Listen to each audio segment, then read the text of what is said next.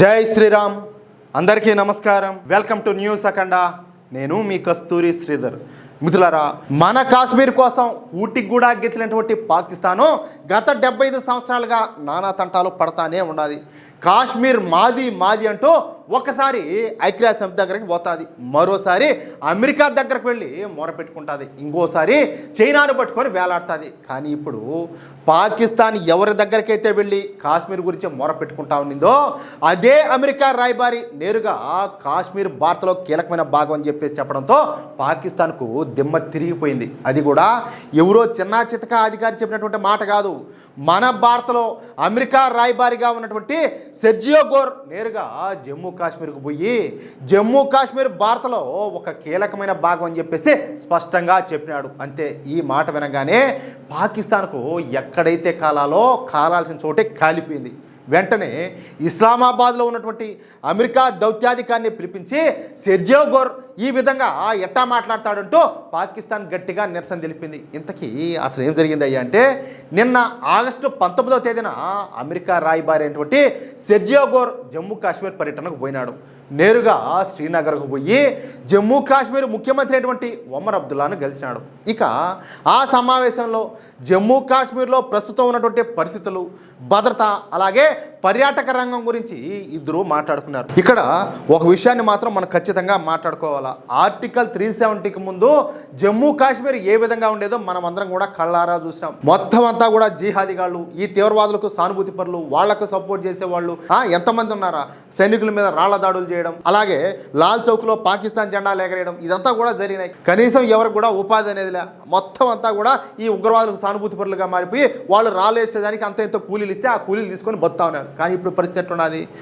మొత్తం అంతా కూడా పర్యాటక రంగం డెవలప్ అయింది, ప్రశాంతంగా కూడా జమ్మూ కాశ్మీర్ కూడా ఎక్కడో చిన్న చిన్న సంఘటనలు తప్పితే ఈ జిహాదీ భావజాలం అనేది చాలా వరకు కంట్రోల్ వచ్చింది. అదేవిధంగా ఈ పర్యాటక రంగం అనేది ఊపందుకోవడంతో వాళ్ళకి ఇప్పుడు కడుపు నిండా అన్నం కూడా తినగలుగుతారు. సరే, ఇక ఈ సమావేశం తర్వాత సెర్జియో గోర్ మాట్లాడుతూ జమ్మూ కాశ్మీర్ భారత్లో ఒక కీలకమైన భాగమని స్పష్టంగా చెప్పినాడు. అంతేకాదు, జమ్మూ కాశ్మీర్లో ఇప్పుడు పరిస్థితులు చాలా వరకు మారాయని, అమెరికా ప్రజలు అక్కడికి వెళ్ళొచ్చా లేదా అన్న విషయంపైన ఉన్నటువంటి ట్రావెల్ అడ్వైజరీని కూడా మరొకసారి పరిశీలిస్తామని చెప్పేసి ఈ సెర్జియో గోర్ తెలియజేశాడు. నిజానికి ఈ జమ్మూ కాశ్మీర్ అనేది మన భారత్లో భాగం అని చెప్పేసి మనం చెప్తే అందులో కొత్త ఏం లేదు, ఎందుకంటే కాశ్మీర్ మనదే కాబట్టి. కానీ ఇప్పుడు అదే మాట అమెరికా రాయబారి నోటి నుంచి రావడమే అసలు విషయం అనేది. పైగా గత 6 ఏళ్లకు పైగా కాలంలో జమ్మూ కాశ్మీర్కు వెళ్ళినటువంటి తొలి అమెరికా రాయబారి కూడా ఈ సెర్జియో గోరే కావడం విశేషం. ఇక ఈ మాటలు బయటకు రావడంతో అడుక్కు తినేటటువంటి పాకిస్తాన్కు కడుపు మండిపోయింది. ఎందుకంటే పాకిస్తాన్ గత 75 సంవత్సరాలుగా కాశ్మీర్ను ఏదో భారత్ పాకిస్తాన్ మధ్య ఉన్నటువంటి అంతర్జాతీయ సమస్యగా చూపించడానికి నానా తంటాలు పడతానే ఉండాలి. అందుకోసం ఒకసారి చూస్తే అమెరికాను మధ్యలోకి లాగడానికి ప్రయత్నం చేస్తుంది, మరోసారి ఐక్యరాజ్య సమితి దగ్గరకు పోయి మొర పెట్టుకుంటుంది. ఎలాగైనా సరే కాశ్మీర్ విషయంలో భారత్ పైన ఒత్తిడి తీసుకురావాలన్నదే పాకిస్తాన్ కొన్ని దశాబ్దాలుగా చేస్తున్నటువంటి పని. దీంతో ఈరోజు పాకిస్తాన్ విదేశాంగ శాఖ ఇస్లామాబాద్లో ఉన్నటువంటి America charge d' affaires Natalie బేకర్ని పిలిపించి సెర్జియో గోర్ ఈ విధంగా ఎట్లా మాట్లాడతాడంటూ ఆయన వ్యాఖ్యలపైన పాకిస్తాన్ గట్టిగానే అభ్యంతరం వ్యక్తం చేసింది. ఇక్కడ ఒక మాట, పాకిస్తాన్ ఆక్రమిత జమ్మూ కాశ్మీర్ ఉంది కదా, పరిస్థితులు ఎట్లున్నాయి ఇప్పుడు? అక్కడ చాలా మందిని కుక్కలు కాల్చేట్టు కాల్చేస్తాం. ఏది కనీసం వాళ్లకు గోధుమ పిండి కోసం, వాళ్ళ హక్కుల కోసం వాళ్ళు పోరాటం చేస్తూ ఉంటే పిచ్చి కుక్కలు కాల్చేట్టు కాలుస్తాను. వాళ్ళ దేశంలో కనీసం తినడానికి రొట్టె లేదుయా. వీళ్ళు కాశ్మీర్ తీసుకొని ఏం చేస్తారు? అసలు వీళ్ళు పొమ్మన్నా కూడా వారు, ఎందుకంటే వాళ్ళు అడిగితే ఆయనకు వాళ్ళు సిద్ధంగా. ఎందుకంటే ఒకప్పుడు పరిస్థితి ఎట్టున్నది, ఇప్పుడు పరిస్థితి ఎట్టున్నదో మనకు జమ్మూ కాశ్మీర్లో ఉన్న వాళ్ళు చాలా బాగా తెలుసు. అలాంటి వీళ్ళు పోయి పాకిస్తాన్ ఎందుకు కలుస్తారు? ఒకప్పుడు పరిస్థితి వేరు, ఇప్పుడు పరిస్థితి వేరు, అవునా కదా? అయితే సెర్జియో గోర్ కేవలం కాశ్మీర్ భారత్లో భాగమని చెప్పి అక్కడి నుంచి వెళ్ళిపోలా. స్వయంగా ఆయనే జమ్మూ కాశ్మీర్కి వచ్చి అక్కడి పరిస్థితుల్లో చూసిన తర్వాత ట్రావెల్ అడ్వైజరీని మరోసారి పరిశీలిస్తామని చెప్పి చెప్పడం ఇక్కడ విశేషం. ఒకవేళ రాబోయే రోజుల్లో అమెరికా నిజంగానే ఈ హెచ్చరికలను తగ్గిస్తే జమ్మూ కాశ్మీర్లో పరిస్థితులు ఎంతగా మారిపోయాయో ప్రపంచ దేశాలకు కూడా అర్థమవుతుంది. ఇక ఈ జమ్మూ కాశ్మీర్ పర్యటన తర్వాత సెర్జియో గోర్ అక్కడి నుంచి నేరుగా లడక్ కూడా పోయినాడు. ఇక్కడ లడక్ అనగానే మనకు గుర్తొచ్చేది ఎవరు? చైనా. ఎందుకంటే భారత్ చైనా సరిహద్దుల్లో అత్యంత కీలకమైన ప్రాంతాల్లో లడక్ కూడా ఒకటి.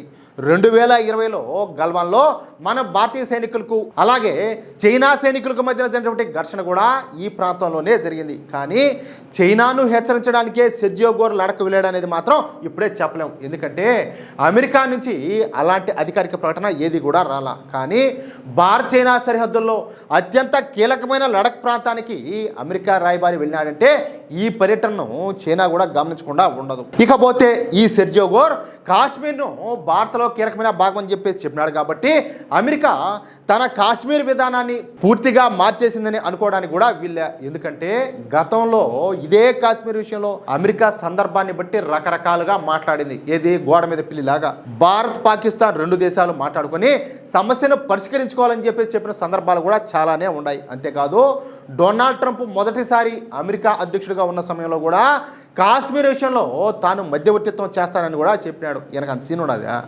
ఉన్నది వెనక డొనాల్డ్ ట్రంప్ కాబట్టి సెర్జియో గోర్ చేసేటువంటి ఒక్క వ్యాఖ్యతో అమెరికా మొత్తం కాశ్మీర్ విధానం మారిపోయిందని చెప్పడం తొందరపాటే అవుతుంది. ఏదేమైనా రాబోయే రోజుల్లో అమెరికా ప్రభుత్వం కాశ్మీర్ విషయంలో ఎలాంటి వైఖరి తీసుకుంటుందో చూస్తేనే ఈ విషయంలో మరింత క్లారిటీ అనేది వస్తుంది. కానీ పాకిస్తాన్ పరిస్థితి మాత్రం ఒకసారి చూడండి.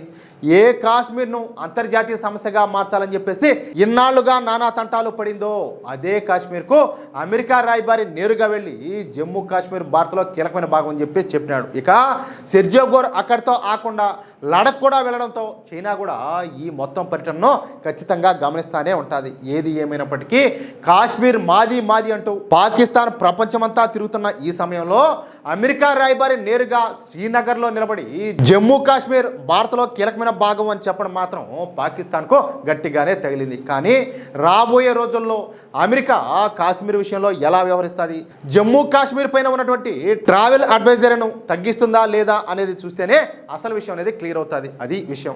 మిత్రులారా, ఈ న్యూస్ కనుక మీకు నచ్చినట్లయితే వెంటనే ఈ వీడియో లైక్ చేసి మీ మిత్రులకు అందరికీ షేర్ చేయండి. అలాగే ఈ వీడియో పైన మీ అభిప్రాయం ఏంటో ఖచ్చితంగా కామెంట్ చేయండి. అలాగే ఇంతవరకు మీరు కనుక మన ఛానల్ని సబ్స్క్రైబ్ చేసుకున్నట్లయితే ఖచ్చితంగా ప్రతి ఒక్కరు కూడా సబ్స్క్రైబ్ చేసుకోండి, సపోర్ట్ చేయండి ప్లీజ్.